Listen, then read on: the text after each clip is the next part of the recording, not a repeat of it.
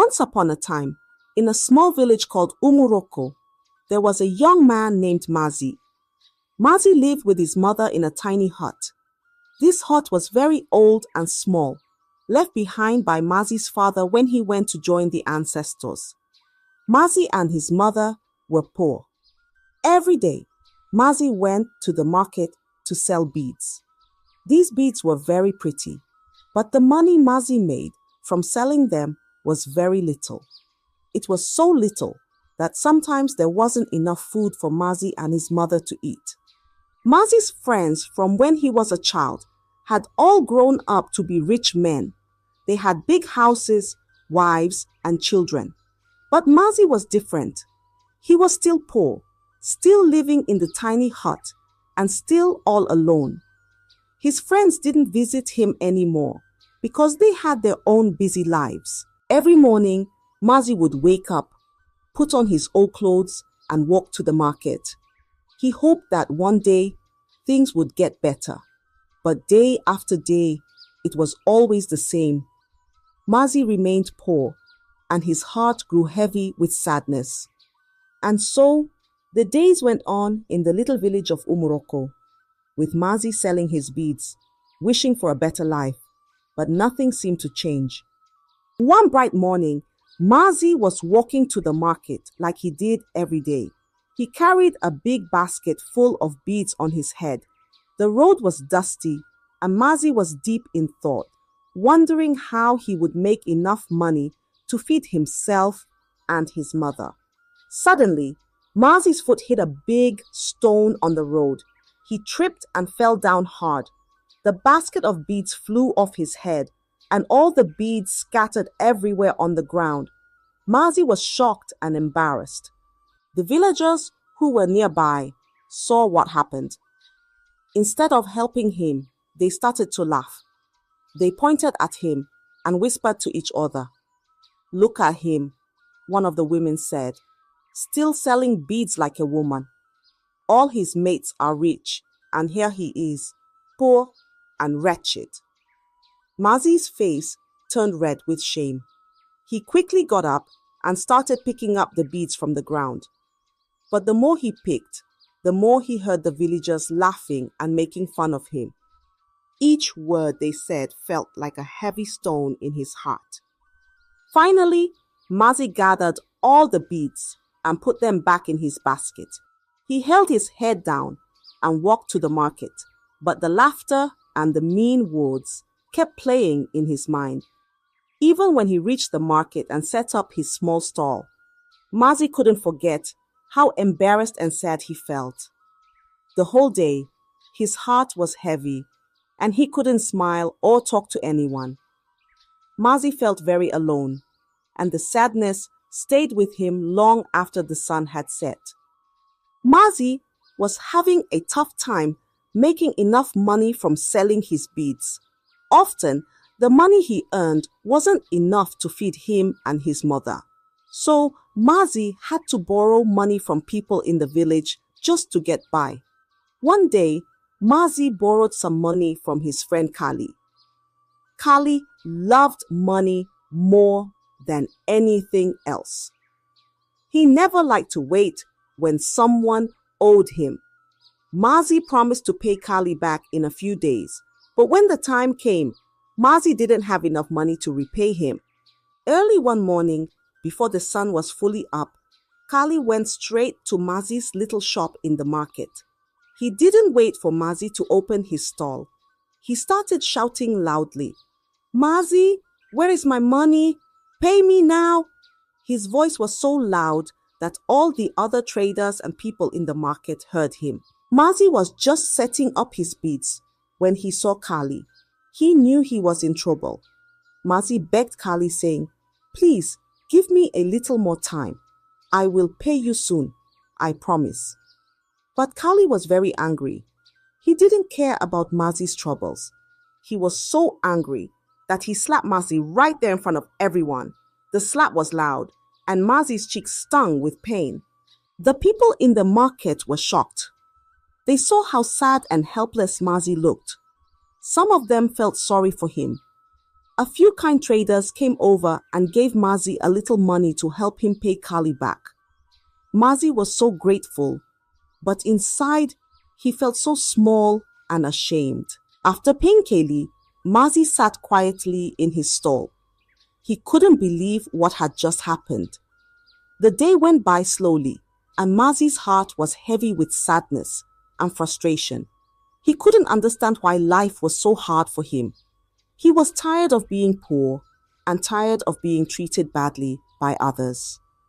That day, Mazi went home feeling more hopeless than ever. Mazi had reached a point where he couldn't take it anymore. He was tired of being poor, tired of people looking down on him. One day, he decided to visit his childhood friend, Nidu. Nidu was now a rich man, respected by everyone in the village. Mazi hoped that maybe Nidu could help him. Mazi walked to Nedu's big house. When he arrived, he knocked on the door, feeling nervous. Nedu opened the door and saw Mazi standing there. But instead of welcoming him, Nedu looked at Mazi's old clothes and dirty shoes. Nedu didn't even shake Mazi's hand. He said, "I don't want your poverty to rub off on me." Mazi felt a deep shame in his heart, but he swallowed his pride and told Nedu why he had come. "Nedu, I want to be rich like you. I'm tired of being poor. Please, help me." Nedu looked at Mazi for a moment. Then he said, "If you're really ready to do anything, I can help you. But remember, no one should ever know where your money comes from." Nedu's words were serious, and Mazi felt a chill run down his spine, but he was desperate. Nedu then reached into his pocket and pulled out some money. He handed it to Mazi and said, "This is just the beginning. But be careful, Mazi. Once you start, there's no turning back." Mazi took the money, feeling a mix of excitement and fear. He thanked Nedu, even though his heart was heavy with the weight of Nedu's warning. As Mazi left Nedu's house, he couldn't help but wonder what he had gotten himself into. But for now, Mazi was happy. He had money in his pocket, and he thought that maybe, just maybe, things were finally starting to change for him. Mazi was so happy with the money Nedu had given him. It felt like his troubles were finally over. He went straight to the market and bought lots of food, more than he had ever bought before. That evening, he cooked a big meal, the kind he and his mother hadn't had in a very long time. As they sat down to eat, Mazi's mother looked at all the food in surprise. "My son, where did you get the money to buy all this?" she asked. Mazi didn't want to tell her the truth, so he lied. "The gods of our land have smiled on me, Mama," he said, smiling. "They have blessed me." His mother nodded slowly, though she looked a bit worried. "Be careful, my son," she said softly, but Mazi was too excited to listen. A few days later, Mazi went back to Nedu's house, eager to know what to do next. Nedu didn't waste any time. He took Mazi to see the chief priest, a man who was known for his mysterious powers. The chief priest looked at Mazi with piercing eyes and said, "I see a bright future for you, but you must be ready to do what it takes." Mazi, feeling a little scared but determined, nodded. "I'm ready," he said. The chief priest then told Mazi what he needed to do. "Bring me 2 white cockerels," the priest said. "We will perform a ritual, and after that, your journey to wealth will begin." Mazi quickly went to the market and bought the 2 white cockerels. He brought them back to the chief priest, who performed the ritual late at night. The air was thick with smoke and strange words that Mazi didn't understand. He felt both scared and excited at the same time. The next morning, when Mazi woke up, he couldn't believe his eyes. Right beside his bed were 2 bundles of money, just like the chief priest had said. Mazi's heart raced with joy. He had never seen so much money in his life. He quickly thanked the gods and started planning how he would expand his business and change his life. For the first time in a long time, Mazi went to the market with a light heart. He felt like he was finally on the path to becoming a rich and respected man, just like his friend Nedu. But deep down, he knew this was just the beginning of something much bigger, something that might be more dangerous than he could imagine. Mazi was overjoyed with the money he found beside his bed. He felt like he was finally on his way to becoming a rich man. Without wasting any time, Mazi hurried back to the chief priest's shrine to share the good news. When he arrived, the chief priest was waiting for him. Mazi, still filled with excitement, told the priest about the money. But the chief priest didn't smile. Instead, he looked at Mazi with serious eyes and said, "This is only the beginning, Mazi. If you want to become truly rich, there is one more sacrifice you must make." Mazi's heart skipped a beat. He was expecting something simple, but when the chief priest told him what was required, Mazi's excitement turned into fear. "You must bring me the heart of someone who shares your blood," the chief priest said, his voice as cold as the night. Mazi's eyes widened in shock. "But I have no relatives, no brothers or sisters," Mazi said, trying to find a way out. The thought of taking someone's heart made him feel sick.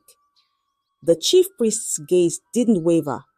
"You have your mother," he said quietly, "the one who shares your blood. You have 3 days to decide, Mazi. If you do not bring the heart, you will either die or go mad. The choice is yours." Mazi's world seemed to collapse around him. He couldn't believe what he was hearing. His mother was the only person who had ever cared for him, and now he was being asked to do something unthinkable. The chief priest's words echoed in his mind as Mazi walked back home, his feet heavy with dread. 3 days, that was all he had, and in those 3 days, Mazi would have to make the hardest decision of his life. As he reached his small hut, Mazi saw his mother waiting for him with a warm meal, her face full of love and concern. But Mazi couldn't look her in the eyes. The weight of the decision pressed down on him like a heavy stone, and he knew that nothing would ever be the same again. Mazi was trapped in a terrible situation. After the chief priest told him he had to take his mother's life to become rich, Mazi was filled with fear and confusion. He didn't know what to do. The thought of hurting his mother was like a dark cloud that hung over him. But the fear of dying or going mad was just as frightening. That night, Mazi couldn't sleep. He tossed and turned in his bed, his mind racing with horrible thoughts. "How can I do this to my own mother?" he whispered to himself, tears filling his eyes. But then, the chief priest's warning echoed in his mind. "You have 3 days, Mazi. If you do not bring the heart, you will either die or go mad." Mazi's heart was heavy with fear. During the day, he tried to act normal, but inside, he was breaking apart. His mother noticed that something was wrong. "My son, you seem troubled. What is bothering you?" she asked gently. But Mazi couldn't tell her the truth. He just shook his head and said, "It's nothing, Mama. I'm just tired." But it wasn't just tiredness. It was the weight of an impossible choice. For 2 days, Mazi lived in deep fear and sadness. He could barely eat, and he couldn't bring himself to smile. The days seemed to drag on forever, and the deadline given by the chief priest loomed over him like a dark shadow. Mazi spent his time alone, thinking about what he should do. Should he choose his own life, or should he save his mother? The thought of losing her made him feel like he was being torn apart inside. but the fear of dying or going mad was just as strong. As the second day came to an end, Mazi knew he was running out of time. He felt trapped, with no escape in sight. He knew that whatever choice he made, there would be no turning back. The fear of what lay ahead filled his heart, and he wished with all his might that he could wake up from this terrible nightmare. But the night was dark, and Mazi knew that soon he would have to make his decision. The third day arrived, and with it came a decision that Mazi never thought he would make. The sun was just beginning to rise, casting a pale light over the village. Mazi's heart was pounding in his chest, and his hands were shaking as he picked up the machete. His mind was a storm of fear, guilt, and desperation. He moved quietly through the small hut to his mother's room. His mother was still asleep, her face peaceful and calm. Mazi stood there for a moment, his heart breaking at the sight. But the chief priest's words echoed in his mind. If you do not bring the heart, you will either die or go mad. With a heavy heart, Mazi raised the machete. Tears streamed down his face as he struck his mother, the woman who had always cared for him, who had always loved him. The room was silent except for the sound of Mazi's sobs. He couldn't believe what he had done, but he knew there was no going back. Mazi's hands were trembling as he took his mother's heart and placed it in a calabash. He felt numb, like he was trapped in a terrible dream. But he told himself, "This is what makes me a man. I had no choice." With the calabash in his hands, Mazi ran as fast as he could to the chief priest's shrine. His clothes were stained with his mother's blood, and his heart was pounding with fear and regret. He hoped that by completing the ritual, everything would be over, that he would finally become rich, and that this nightmare would end. But as Mazi reached the shrine, a deep dread settled in his chest. The weight of what he had done pressed down on him, and he felt a cold emptiness inside. He had made his choice, but the cost was far greater than he had ever imagined. He got to the chief priest's shrine, clutching the calabash that held his mother's heart. His hands were trembling, and his clothes were soaked with blood. He hoped that this terrible act would finally bring him the wealth he had been promised. But when Mazi entered the shrine, he stopped dead in his tracks. The chief priest was lying on the ground, motionless. His eyes were closed, and his chest no longer rose and fell with breath. The chief priest was dead. Mazi's heart sank into a pit of despair. He had killed his own mother, and now the only person who could complete the ritual was gone. All his hopes, all his dreams of becoming rich had crumbled into dust. He had done the unthinkable for nothing. Mazi fell to his knees in front of the shrine, the calabash still in his hands. Tears streamed down his face as he realized the full horror of what he had done. "What have I done?" he whispered, his voice shaking with grief and regret. His cries echoed through the quiet morning air, reaching the ears of the villagers nearby. They had heard his screams and rushed to the shrine to see what was happening. As they arrived, they were met with a shocking sight. Mazi, covered in blood, sitting hopelessly in front of the shrine with a calabash in front of him.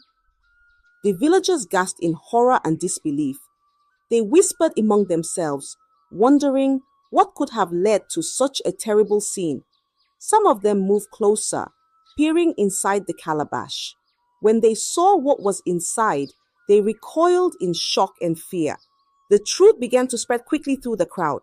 "Mazi has killed his own mother," they whispered. The news spread like wildfire, and soon the entire village knew what had happened. Mazi, broken and devastated, could do nothing but sit there in his sorrow, surrounded by the horrified whispers of the villagers. His life, once filled with hope for a better future, had turned into a nightmare from which there was no escape.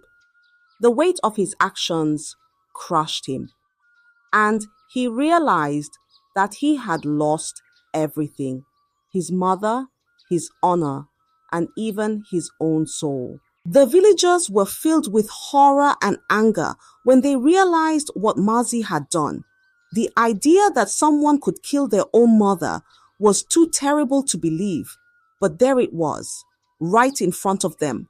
The shock quickly turned into a burning desire for justice. The villagers couldn't let such an evil deed go unpunished. They grabbed Mazi, who was too broken and defeated to resist, and dragged him to the village square. His feet dragged on the ground as they led him to face the elders. The villagers shouted angrily, demanding that Mazi be held accountable for his terrible crime. When they reached the village square, the elders were called to gather. These wise men were the ones who decided what was right and wrong in the village. The villagers pushed Mazi forward, and he stood in front of the elders, his head hanging low. His clothes were still stained with blood, and his eyes were filled with sorrow. One of the elders, with a deep and commanding voice, asked, "Mazi, is it true that you have killed your own mother?" Mazi, his voice barely above a whisper, nodded and said, "Yes, it is true."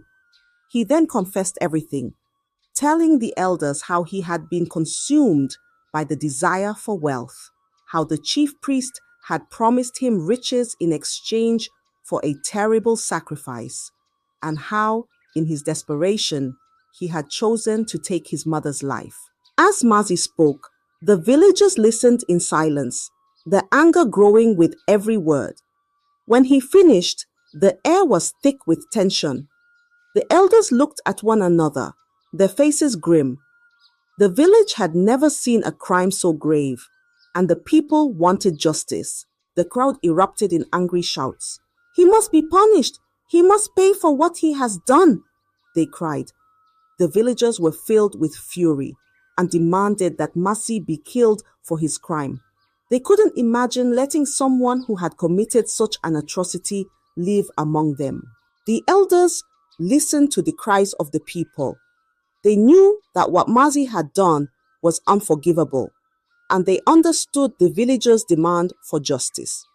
The elders began to discuss among themselves, knowing that the decision they made would have to be one that satisfied the people's thirst for justice, while also honoring the traditions and laws of their village. All eyes were on the elders as they deliberated, waiting for the fate of Mazi to be decided. As the elders listened to Mazi's confession, one of them leaned forward and asked, "Mazi, who led you to do such an evil thing? Who put this dark idea in your mind?" Mazi, with tears in his eyes and his voice trembling, answered, "It was Nedu. He told me he could make me rich, just like him. He took me to the chief priest and said I had to do whatever it took to become wealthy." The villagers gasped in shock. Nedu was a respected man in the village, known for his wealth and power. But now, they learned that his riches were built on terrible secrets.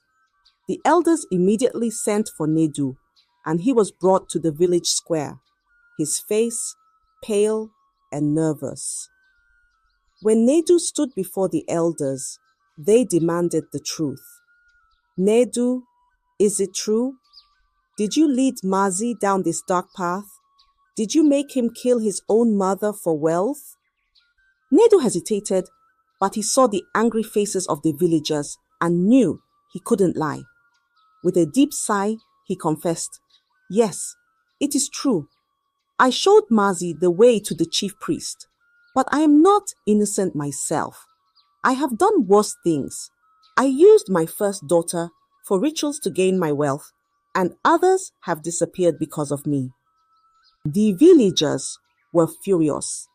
They couldn't believe that Nedu, who they had admired for his riches, was capable of such evil. Some of them picked up stones, ready to punish Nedu right there and then. "He deserves to die," they shouted. "He has brought darkness into our village." But the elders, though just as angry, knew they had to be wise. They raised their hands to calm the crowd. "No," one of the elders said firmly, "we will not kill him, but he will pay for his crimes." The elders decided that Nedu should be stripped of all his wealth. Everything he owned would be taken away, and he would be banished from the village, never to return. His family would be forced to live with him, and they would live in shame, knowing that their wealth had been built on the blood of the innocent.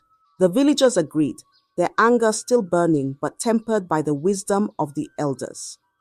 They watched as Nedu was led away, his head hung low in disgrace.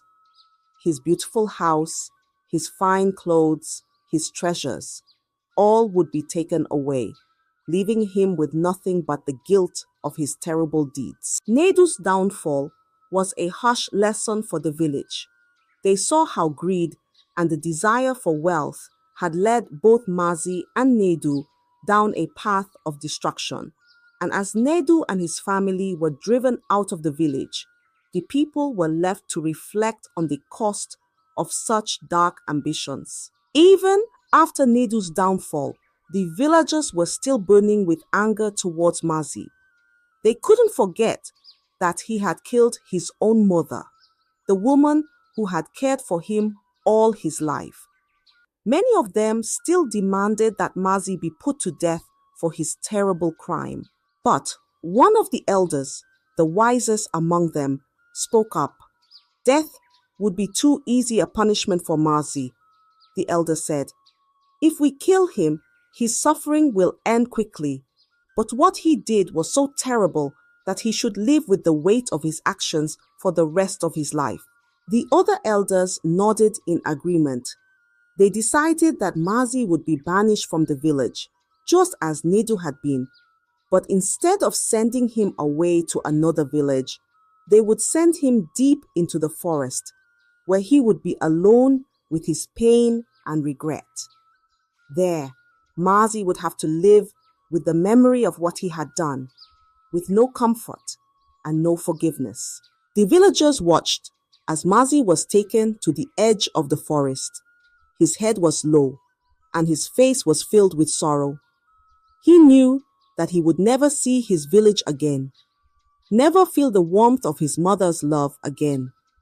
He was alone, lost in the darkness that his greed had created.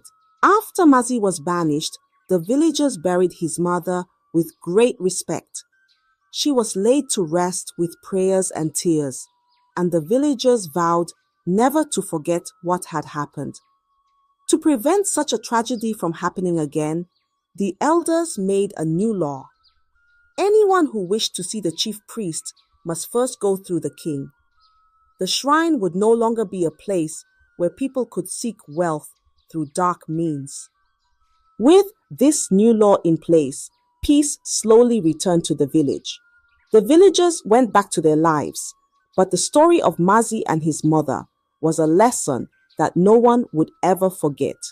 Parents told the story to their children, and the elders reminded the young ones of the dangers of greed and envy. Mazi's story became a warning to everyone. When you let greed take over your heart, it can destroy everything you hold dear. And in the end, the price of such greed is more than anyone can bear. I hope you enjoyed the story. If so, please like the video, comment what you learned from the tale, and don't forget to subscribe to the channel for more enchanting tales just like this one. Thank you.